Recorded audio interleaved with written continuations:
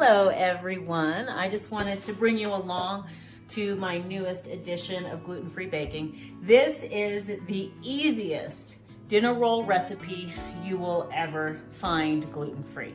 I have not found anything else like this. Generally, I can whip this up in the amount of time it takes for my oven to finish preheating. I use this for sloppy joes. I use this for regular turkey and cheese sandwiches. I use this for breakfast sandwiches. This is my go-to bread, gluten-free, easy bread recipe for rolls. Nothing else like it, okay? So it comes down to eggs, flour.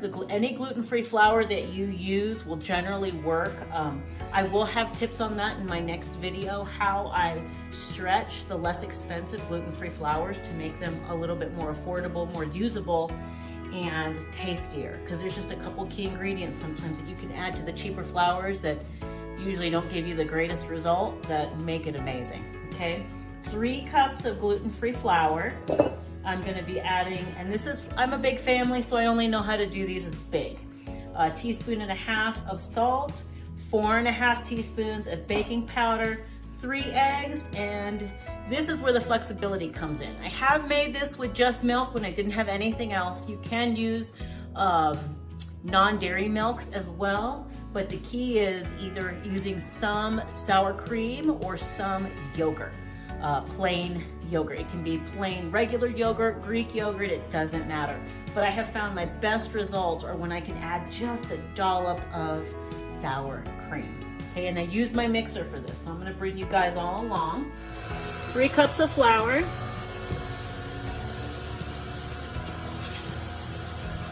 And just start mixing. The real key is having some kind of sour cream. I've made it with yogurt and they're good, but they come out the best with the sour cream and when I whip the dough. And everybody that's cooked gluten-free knows gluten-free dough looks like a cake batter, but when it looks like a really creamy buttercream frosting cake batter, that's what makes it amazing, okay? 1, 2, 3, 4.5. And I know I could convert this to tablespoons, but this is just how I had the original measurement done, and I sometimes don't like to mess with that. And then I start my other stuff. So I've got 3 eggs. These are actually homegrown eggs. I've got chickens. They really should be 3 good sized eggs. I wouldn't, like some of my chickens lay really little ones because they're young. And I don't generally use those for this recipe because I prefer to know that I have the proper leavening from the eggs.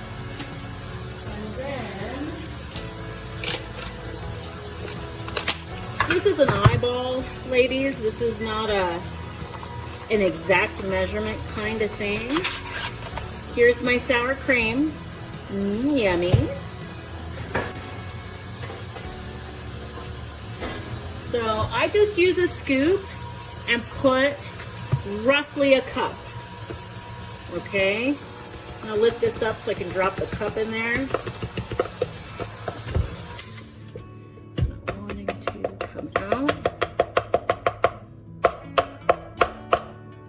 Okay, and then, now keep in mind it looks kind of crumbly right now. Then I'm gonna add just under a cup of milk because I want to eyeball the end. Actually, before I just stick that in there. There we go.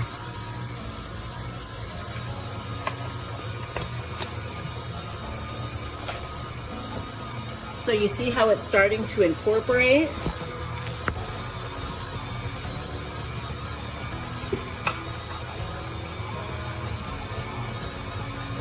Now I'm going to whip this a little bit to get it to thoroughly mix. But you see that's not right yet. You see how stiff that is? Actually, there we go. You see how stiff that is? That's not right. So now is where I start adding in a little bit more milk. Just like that, a splash. And I don't give exact measurements because, again, I think this turns into something where the humidity makes a big difference. If you live in a really humid climate, you might not need to add as much milk because it's just not as dry. Now I'm going to give that a minute.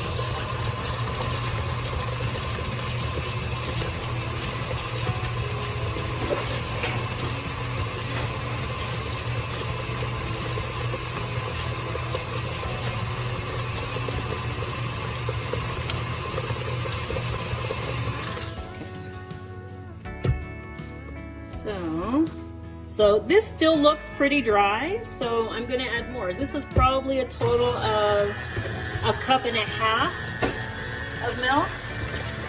It will splash and get a little messy sometimes.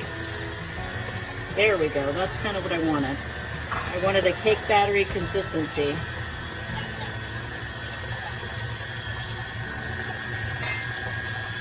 So you see how smooth that looks? But now I'm going to whip it for about a minute.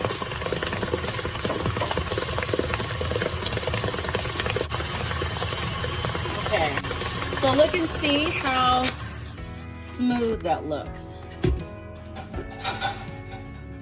It's really smooth, really creamy. Okay, really creamy. It should be just about falling off. This, not too thin. If it's too thin, you won't get the round roll shape. Okay, so I'm gonna set that aside, and then I take my bowl.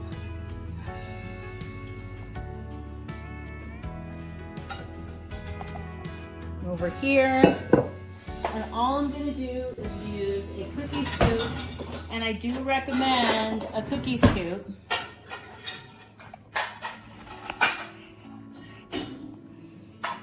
To do this.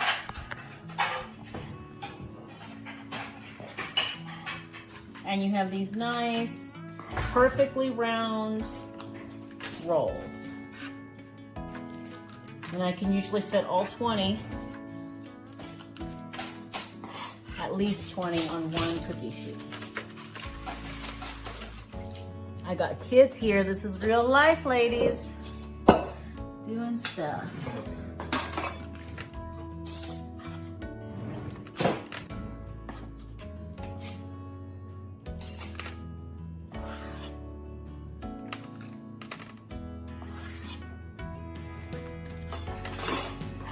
And like I said, I use these for sandwiches. I use these to just give them a smash with butter and jelly. Peanut butter and jelly sandwiches.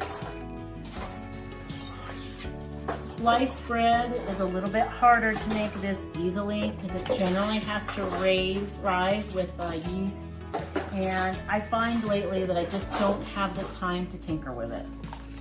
I just don't. So if anybody has a superb, easy sandwich bread recipe, I will try it and we will see how it comes out. But for our busy lifestyle and the way things are, these rolls take me I think I've timed it and gotten it down to 8 minutes.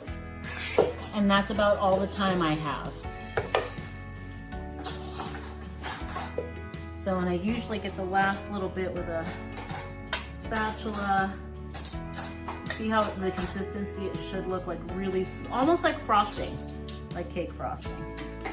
Now I have tweaked their shape and made really big rolls because my husband likes, he likes sloppy joes and burgers and stuff. I have done these. See how nice, see how they hold their shape. If you make them too liquidy, they end up just turning into Okay, now we're gonna finish up those rolls. Let me lay out a towel to put them on. Right there. Now I did rotate them in the oven. I do that a lot. I tend to brown things really fast on the bottom rack, so I put them up high after because the top rack tends to get real brown at the top, just to make sure they're even. Now I can let these go these have been in here for about 20 minutes. I probably could do another couple minutes, but they're yummier to toast if they're just barely done. So that way when I put them back in to warm them up to make toasted sandwiches, or maybe I toast them for the burger buns, they're not overly done and dry. You overcook these, if they get really brown on top, eat them fast, they'll be yummy, but the next day they'll be kind of dry. So.